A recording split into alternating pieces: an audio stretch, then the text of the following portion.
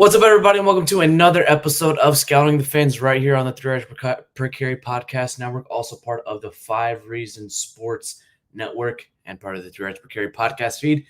I'm your co-host, Hussam Patel, and as always, this show is brought to you by ThompsonCigar.com. Use promo code 3yards20 for 20% off your order of $75 or more. Once again, use promo code 3yards20 for 20% off your order of $75 or more. The Miami Dolphins have lost yet again 45-21. I believe that was the score. I kind of stopped paying attention towards the end of the fourth quarter. But joining me are my co-hosts, Eric Wadecki and Coach Smith. All three of us just freshly watched the Mike McDaniel presser after that thrashing by the Cincinnati Bengals. And, well, it did not look too good for Mike McDaniel. So let's start off with that. No, it didn't. I actually wrote some notes on it because I wanted to make sure that I remembered everything kind of in real time. Really interesting thing that he mentioned about Aaron Brewer and Austin Jackson needing to rally the troops. As the head coach, why are you insulating yourself from that? Why is it's their responsibility? I completely understand you want a player-led locker room, but again, there is a passing this off as, oh, our veterans are going to get it right. I don't really need to worry about this. I'll let them deal with it. And I know it might not be what he's trying to say, but it really comes off that way. It just seems like every step of the way when he talks about how the team is going to respond, he's insulating himself from that. And, he talks about at the very beginning, I got to be better. I got to be better. I got to be better. But then he says, oh, well, those guys need to get together and rally the troops. They need to respond. Well, you guys collectively as a unit need to respond, including yourself, Mike. Additionally, I think at some point this season, you have to eat a fine or two in a post-game press conference because you do have a player who came up in the practice squad who this could be his only opportunity to make, an NFL roster, and getting called for that OPI. Listen, it's a 45-21 ball game. Does not make up for the fact that they lost by 3+ scores.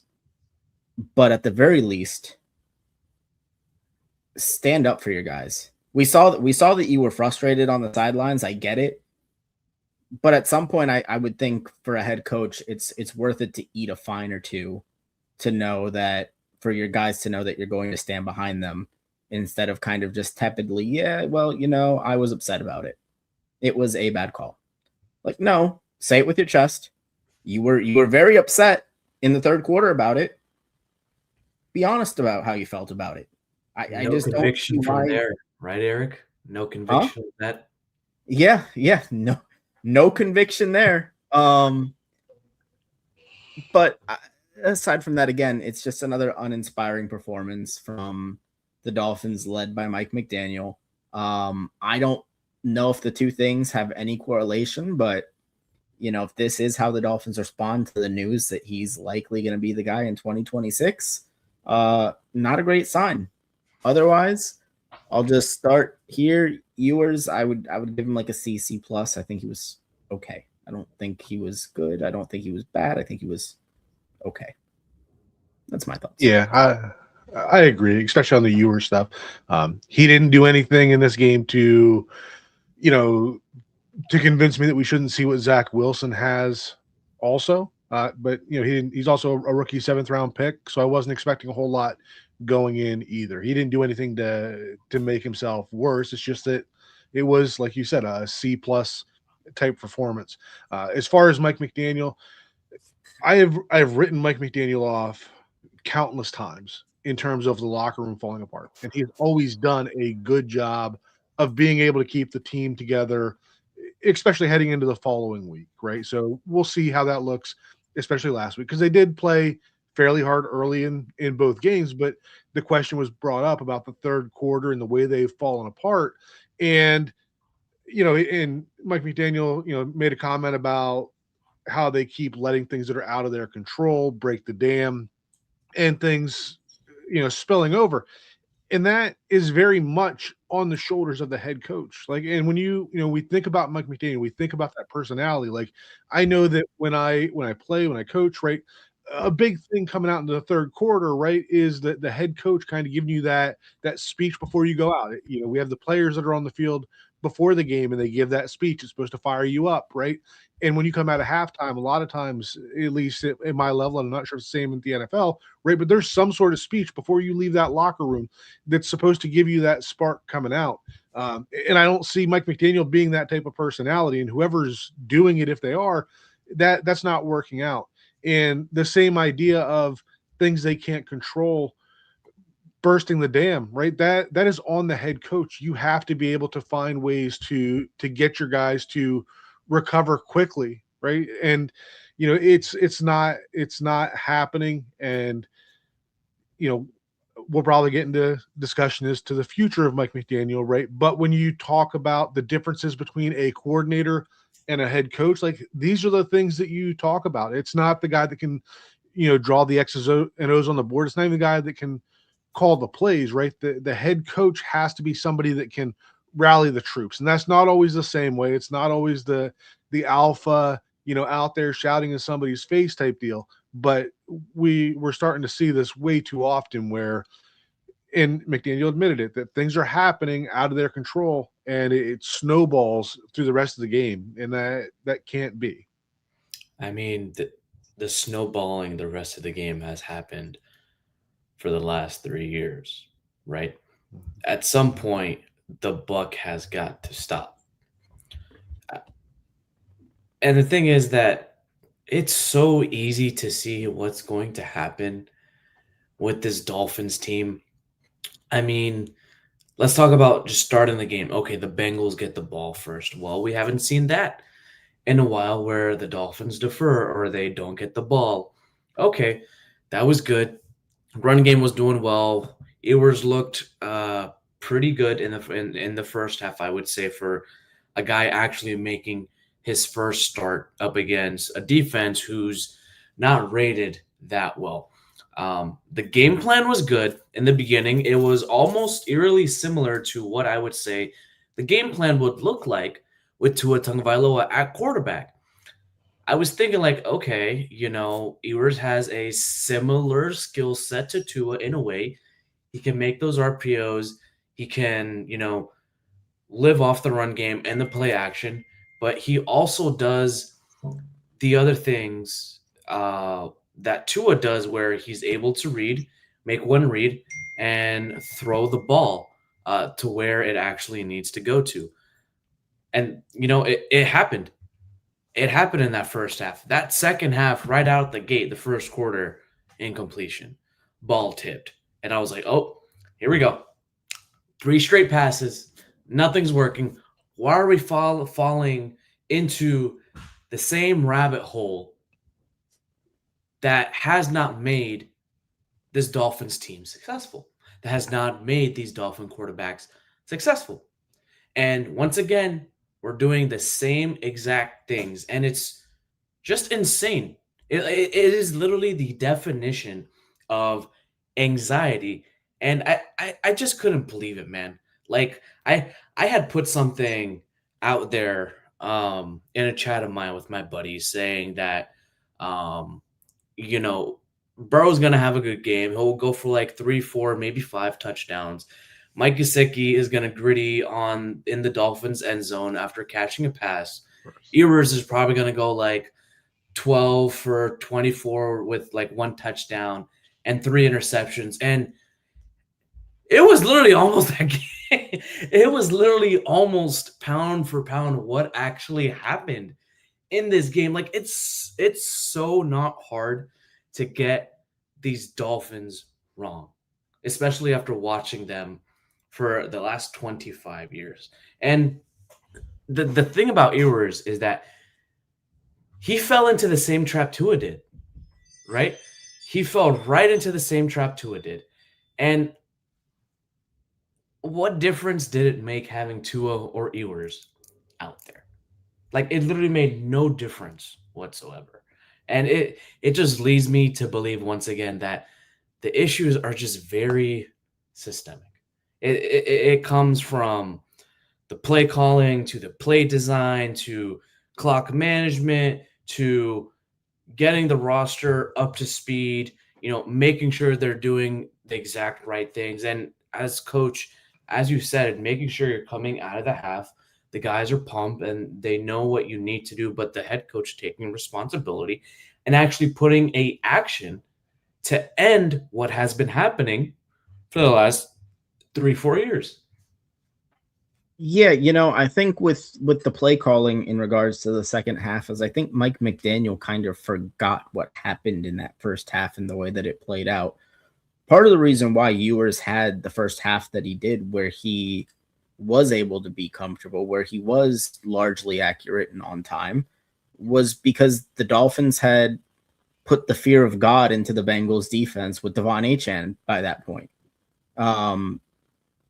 And then I think Mike McDaniel kind of just thought, okay, well, Ewers is rolling. We can go pass heavy at this point.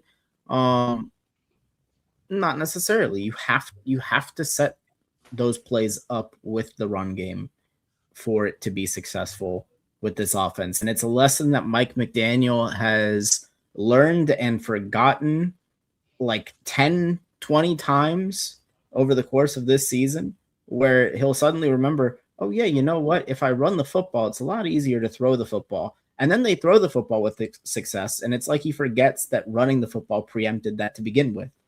I think with Ewers, some of the throws to the outside had a little bit more zip on them. Aside from that, I really didn't notice much of a difference. And it does kind of speak to Mike McDaniel and the way that he manages the game. I mean, you think to short yardage again. That stuff even popped back up. You're looking at 3rd and 1, and you pitch it outside to Devon Achane for a loss of 5. You run a quarterback sneak on 4th and 1 when I understand Tua's been your quarterback, but as an offense, you haven't run that play in I don't know how long. And it's just, you've got your quarterback throwing jump balls to Jalen Waddle, who not his game. If there's anybody that I want them throwing jump balls to, it's Darren Waller, who actually came down with a couple of those in the game, and then they suddenly just kind of forgot about him again. It's just really frustrating, and I'm not exempting the defense. We're going to talk about the defense. I really wish we would have been able to see Jordan Brooks's comments post game if he even went up to the podium, because I have to imagine that would be pretty entertaining. Oh, he was lining up Anthony Weaver on the sideline. Weaver had to come and check and see what the heck was going on, and he was going back and forth with Anthony Weaver. When I saw on the broadcast, it was the touchdown to Chase Brown, which Burrow passed out of Chase Brown motion out to the outside, and Jordan Brooks was actually on the line of scrimmage. He was the mic. He was following Chase Brown, which was his man. And he was trying to communicate to Jack Jones and the secondary to bump the coverage, move over, grab the motion man. As soon as Brown got set, boom, snap, Burrow threw right to Chase Brown, touchdown. And Brooks was livid. I mean, he was livid. And I feel like he must be livid in that locker room for the incompetence that has been happening with this offense, with this coaching staff, and with this organization. Like, he is for sure a captain. He's playing his heart out, and it saddens me to say, but him being the tackle leader for this team doesn't really mean much because he might not get a Pro Bowl selection. He's not going to be playing meaningful snaps in the playoffs. It's just there in the record for now. And there's nothing to show for it. I mean, you can say the exact same case for players like Jalen Waddle, like Zach Sealer. Jordan Brooks obviously is one. And even your boy, Patrick Paul, coach. I mean, no one on the offensive line this game actually surrendered a sack. And I think that's a big win. I think that is a big win. Even though they're playing up against a 32nd ranked defense, that's still a big win, especially with the rookie quarterback playing in his very first career start. Yeah, that was a big win. It did feel like, I know that you guys had talked on the pregame show about the Dolphins offensive line and their performances in true pass sets. And I felt that was something that it seemed like they were a little better with that. And I'm sure that a significant chunk of that had to do with the competition they were playing against. But part of that too, I think, had to do with the quarterback that was back there, right? The defense had to be a little more hesitant in their pass rush lanes, that Ewers can move around a little more than what we've seen Tua do. I, like Eric, thought the early game plan looked good. I mean, I obviously had the issues with the short yardage situations, had the 3rd and 2, a long 3rd and 2 where you line Ollie Gordon up at fullback and you run him up the middle. Like, what are we doing with that? Has that ever worked? And we're doing it from, it's not like it was 3rd and half a yard. Like, it's 3rd and a long 2. That's barely even a passing down, right? And then you get the crack toss to the left side that you were talking about there, Eric. And I think that one actually kind of could have been there, but somebody messed up an assignment there, right? And that when you're running to the perimeter like that, then when somebody messes up an assignment, then you increase the likelihood that it's going to end up as a tackle for loss, right? If you're running north-south and somebody misses an assignment, maybe you still got a chance.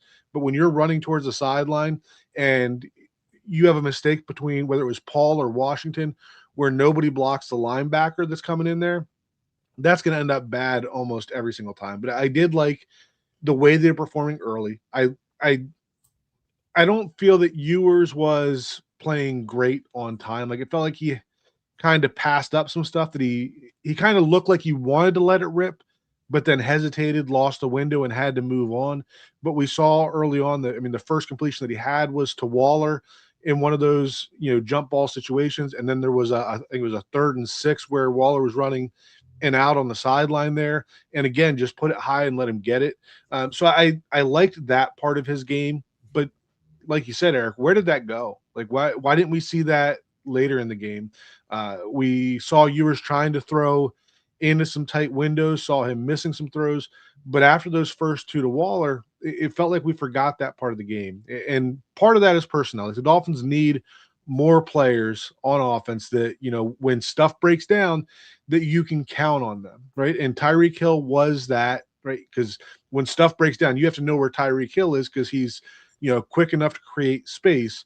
But outside of Waddle and Waller, we don't have anybody else that really does that. When the play breaks down, right, there's nothing left, and none of our quarterbacks are, ultra mobile. And we watched Malik Willis last night, right? And, coming in, backup situation, playing in a similar offense. And I didn't feel like he played on time very well either, but you saw a different set of athleticism there that when stuff broke down, the play wasn't just dead, and he wasn't just throwing it up into contested coverage, right? He had that extra attribute that lets you still make something out of the play. So I thought the play calling early was decent. And, Eric, you brought up that sequence where they come out and they pass the ball 3 times. Like, why are we doing that? You know that your best player is Devon Achane. You know that this running game has been cooking.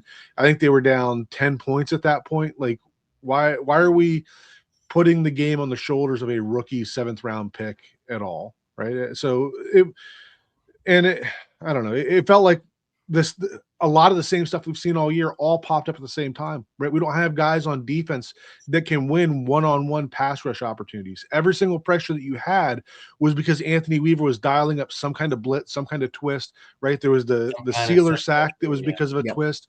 There was, the Tyrell Dodson coming up the middle where he flushed Burrow up for Chop and Grant to converge on the sack, but in pass defense as well, right? The Bengals have guys that you can just throw it up to, right? Jamar Chase against Jack Jones in the end zone, or was it T. Higgins against Jack Jones, right? You saw Jamar Chase in that double coverage down the middle, right?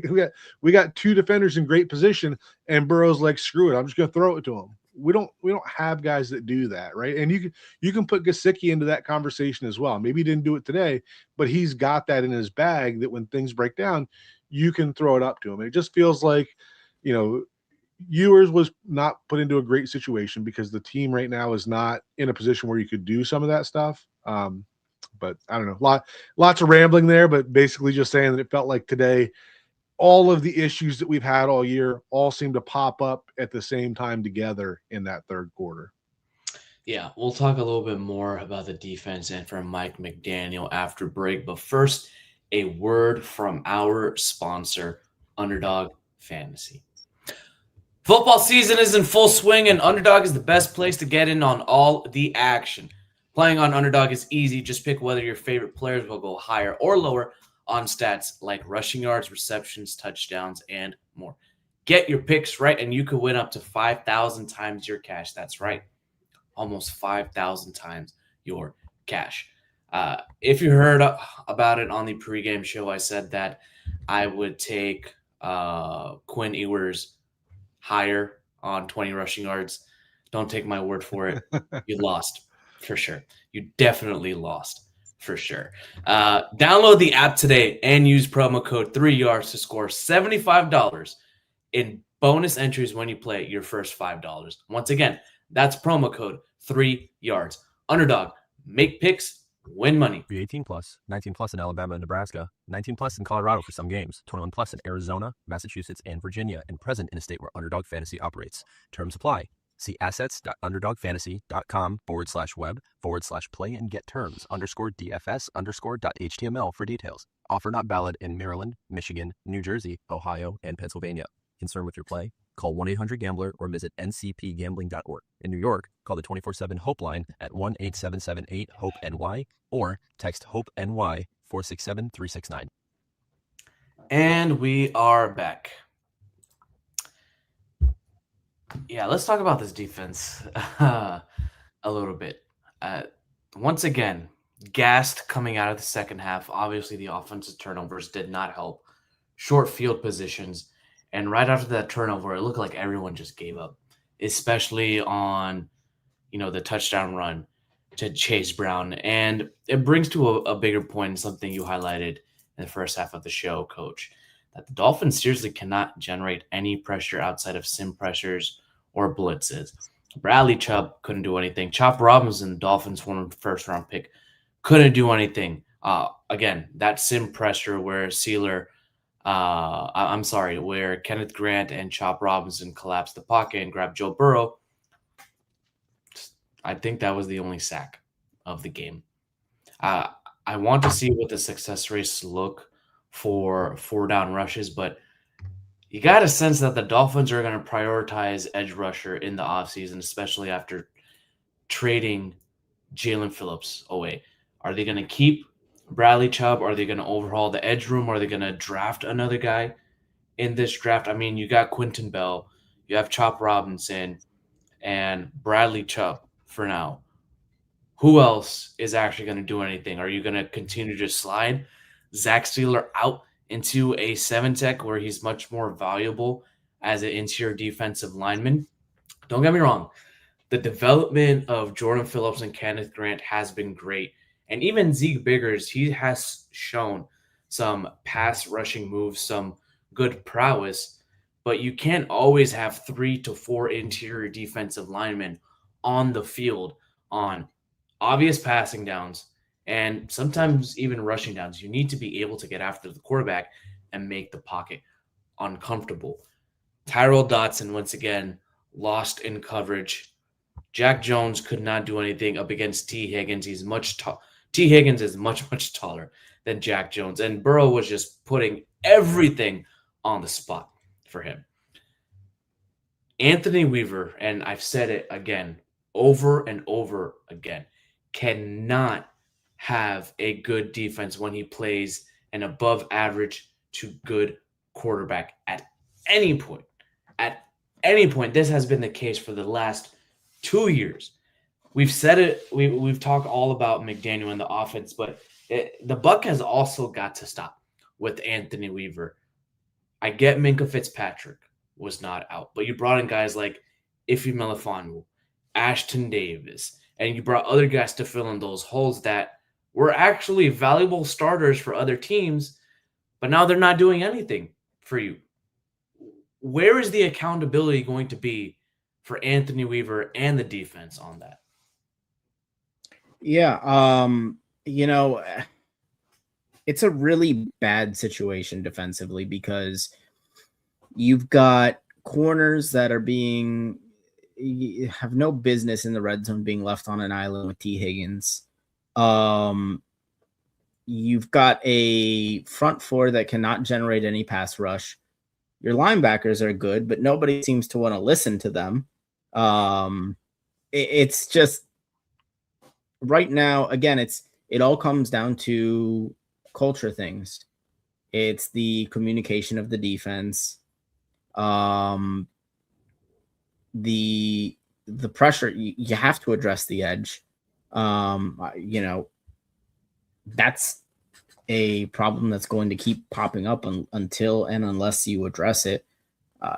And in your cornerback room, I think a lot of the reason why the Dolphins were giving up some of these shorter passes, Chase Brown was a menace in the pass game today, but the Dolphins were so terrified that Jamar Chase and T. Higgins were going to take the top off the defense that, they were playing extremely soft coverage and they left the underneath wide open. And we said it too, right? We said it too pregame, Eric, that the Bengals are actually not a good offense when they throw short, like within 4 to 5 yards of the sticks. And yet they still gashed the Dolphins there. They had a crucial third down conversion over to Cam Sample when Joe Burrow was pressured, and he just passed it to Sample, and he gets a first down on 3rd and 10. Like, they can't even take the weakness away from it. Well, that's the thing is other teams can generate a pass rush, right? I mean, that's really the biggest difference is Joe Burrow has that time to hit his back foot, make his first read, make his second read, and then hit his check down. And against other teams with Cincinnati's offensive line, that opportunity really isn't there. I do just want to shout out to a Sleepy Spaceman on YouTube, $5 for the super chat. We do appreciate it always. He asks, if you are in McDaniel's shoes and you get one last chance, how do you tackle this offseason knowing you're in the hot seat? I've been talking for around about 2 straight minutes now. So, Coach, you are a coach. Put yourself in Coach's shoes here. I'm sorry about that. I didn't mean to just throw you on the spot, but no, you're good. No, I saw that pop up. I think that what I would say to that is you got to have conviction, right? You got to have conviction in the plan that you have put forward. I don't think that if you get that one last chance, you can't come in and overhaul everything. We've obviously seen that McDaniel is who he is in a lot of ways. So you got to find a way to be able to build a roster that can win with the way that McDaniel wants to play football, right? He wants to throw the ball, right? So you have to find more pass catchers. And they finally feels like an offensive line that they can succeed with, right? If you had this offensive line and you had this continuity on the offensive line in the early years of McDaniel, we'd probably be looking at a better result, right? But now it's flipped, and now we have the stability at the offensive line, but you don't have the weapons that you need to run the offense the way that McDaniel does, and you don't have the quarterback right now, right? Whether it's Tua and whatever reason he's fallen off, or you're talking about a rookie 7th round pick or a reclamation project in Zach Wilson, you don't have the quarterback in place. So I think if you want to keep McDaniel, you have to kind of continue with the core of the roster that you've built up, right? You've got the offensive line with Patrick Paul, Aaron Brewer. You can include Jonah in there. You probably got to run it back with Austin Jackson. You talk about some of the key pieces defensively with the 3 rookie defensive tackles, your Jordan Brooks, your Minka Fitzpatrick, right? And you got to find a way to fill in the gaps around there. Offensively, McDaniel has to find a way to get stop tripping over his own shoes in terms of the play calling and being able to use the talent that he has. His words as well. He shouldn't be tripping over that too. Right. Defensively, one of the things that I had kind of observed in this game, and I guess it's been kind of true throughout the season, they don't rotate guys. Like, other than your defensive tackles, like everybody else kind of lines up in the same positions for the most part. Like Bradley Chubb is always against the offense's left tackle, and then Chop Robinson's against the offense's right tackle. Like Chop Robinson, when he was drafted, we talked about on our show everybody talked about it, the way that Penn State moved him around, the way they stood him up. We saw them doing that with Jalen Phillips earlier this season, but yet that didn't happen a single time with the Bengals. You look at the secondary, right? We knew that with Minka Fitzpatrick being out, that Jason Marshall was going to get a chance there in that slot position. And guess what? So did the Bengals, right?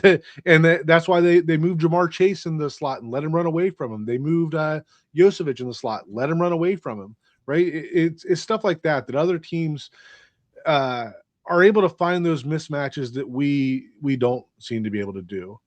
So that, I mean, again, talking about the question there, the biggest thing is you can't overhaul everything, right? If you want to blow everything up, then you gotta send McDaniel packing. You gotta bring in a brand new GM, right? But if it is McDaniel again, then I think that you are, looking at Champ Kelly probably kind of being the in-house candidate for your GM, and just trying to fill in the pieces because they don't really have the resources to blow it up right now either, right? You cannot blow it up and be competitive next year, right? This is not a 2008 Dolphins situation where you can improve by 10 wins next year with basically a complete overhaul. This has got to be a few well calculated moves, right? That maybe you do go out and you draft a wide receiver that can, that's above 6 foot, can play above the rim,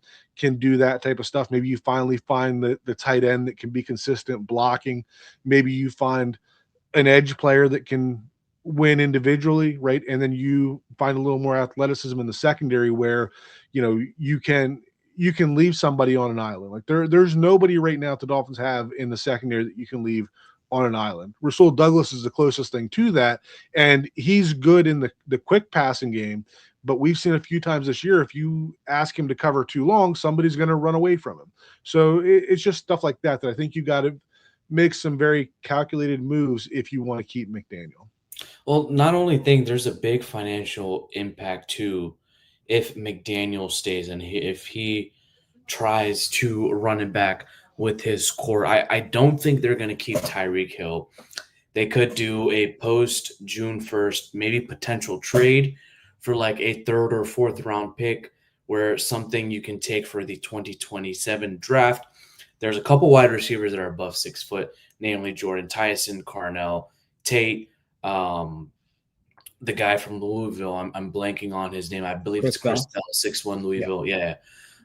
From Louisville, you have some options like that too. You have some corners and edge rushers in the 2nd and 3rd round that you can build with. You're going to have to build through the draft. But are you going to keep Tua? Are you going to keep Bradley Chubb? Are you going to keep Darren Waller? Are you going to keep Minka Fitzpatrick? If they do decide to blow it up, they need to get rid of some of these big bloated contracts, and they have to take their medicine. I mean, if McDaniel has been given the job security, as reported by the media, I feel like his job may not be that secured after today. But if his job is secured and Ross is willing to wait, which he has been very patient for the last decade and a half or so, I think McDaniel will still be here for 2026 to build his team, to weed out his core and build what he wants so that way he can get the results that he has been asking for the last 2 years. And he was asked today by Dave Hyde about the report where NFL Network was conveying that he will be back next season. And this was his response. He was kind of, mumbling, jumbling a little bit, but all in all, it was for him, and I quote, "The focus for me as a head coach, there's plenty to focus on that I don't spend my time thinking about the job I already have." So, yes, his focus is on that doing the job. He went around the question, never confirmed or denied that he's still here at all. And I believe that if his job wasn't on the line, these last two games are the result of what we're seeing, where he wants to build a passing game. He wants to do these concepts. He wants this done on this specific down. If he were to run it back, he cannot run it back with the same type of offense this year and last year. His passing game needs an overhaul. The run game is good. It's great. Stick with the run game. Stick with the offensive line and tight ends that you have. Try to improve the pass catchers, as you said, Coach. Maybe you trade Tyreek, past June 1st, get some cap relief. You draft Carnell Tate or Jordan Tyson in the first round, maybe Chris Bell as well. If you do trade back to recoup more picks, you get another pass catcher. Maybe you try to retain Darren Waller as well. But this passing offense needs an overall, and then you got to make a decision at QB. Teron Armstead said last night, and Eric, I think you brought it up, that Tua Tagovailoa will be back as a starter in 2026. The national media is saying that Tua Tagovailoa will not be back, and the Dolphins are operating as he will not be back in 2026. Is the quarterback going to be Quinn Ewers? Is it going to be someone else, maybe like Malik Willis we saw last night? He's an unrestricted free agent. The Dolphins could maybe potentially foot that bill. Or maybe they take a shot on someone in the first round outside of Fernando Mendoza, or they could maybe make the conviction and trade up for a guy like Dante Moore. There's a lot of things that could happen in the offseason if Mike McDaniel is still the coach, which honestly, with the way it's been turning out, with the way he's been play calling, with the way the games have gone, if he was on the hot seat, these would not be the results. And I really don't think these would be the results, because it does not sound like a coach who is fighting for his job every game. I wouldn't go that far necessarily. Listen, I think the performances that you put together down the stretch ultimately do matter if you're Mike McDaniel. Because again, I think the conversation that you're going to inevitably have with Stephen Ross this offseason, when he asks you what went wrong with the offense, is he really has no choice but to kind of try and throw Tua under the bus. Because otherwise he's saying, this was my offense. And at that point, there really isn't a reason not to fire him. This is not his passing game. The run game is his offense. Well, no. He doesn't get a pass for that either, because his idea to revamp the passing game was to hire the guy whose passing game it is this year, who had things regress. So I'm not giving him a pass on that either. And at least I don't think Ross should. He has to show that he's capable of putting together a competent offense with someone other than Tua at the helm. And he's got 2 more games to do it. Didn't happen today against the 32nd ranked defense, which is certainly not a good omen. If he is back and the Dolphins, and if he is, then I have no other choice than to believe it would be a run it back situation. I don't think Tua would be guaranteed the starter unless he has some sort of really serious physical transformation in the offseason where he can recruit some of the athleticism that he's lost. But I think the Dolphins would be looking for that stopgap reclamation project kind of quarterback. Zach Wilson clearly wasn't that guy this year. Maybe Quinn Ewers does something down in the last 2 games to prove, at least worthy of being on the roster next year in a backup capacity. I'm not certain. But I don't think it should be a given that Mike McDaniel is back this season.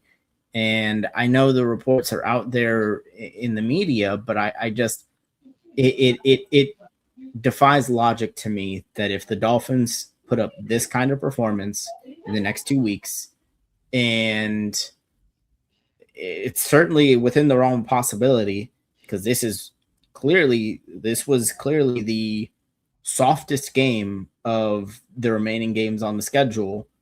And they play Tampa next week at home, and they're home. If you get 2 more of these, I just don't see Mike McDaniel surviving. I don't. Yeah, I agree with that. You can't show up the next 2 weeks the way that you did today and then bring Mike McDaniel back. And you can say in some ways the games don't matter and that you're not going to have guys playing as hard, right? And I get that to an extent, but if you go in, it's not like this was the last game of the season, right? This wouldn't be like Tyreek saying I'm out in the second half of the Jets game last year. We're talking a significant chunk of the season, right? Like in some years, 3 games makes a difference of whether you make the playoffs or not.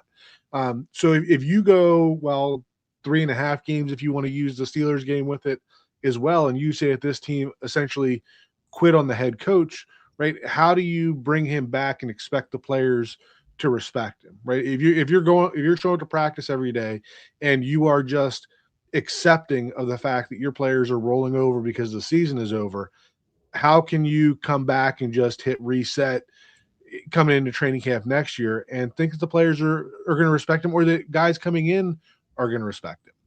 Again, it feels like next offseason we're going to be doing the thing again. Like I can already see it right now. Next year at the start of training camp, you know what everyone's favorite word would be again? Adversity is opportunity. Well, but we'd be getting a lot of lip service to culture again. The culture has changed. The vibes are different. Yeah. You cannot have that be the talking point coming into this season, and we're still having this conversation in week 16 after you've been eliminated. I don't know. It just feels like, again, we're doing the same thing, expecting different results. Insanity. Yeah. Insanity is what it is. All right, folks, stick with us here on Scouting the Fins, also part of the 3 Yards Per Carry podcast feed, part of the 5 Reasons Sports Network. We'll see what the Dolphins look like up against Tampa Bay. We'll see if McDaniel keeps his job. Let's see the progression, what Quinn Ewers will have, and maybe the Dolphins defense can actually generate a pass rush with 4 defenders against Tampa Bay. As always, go Fins.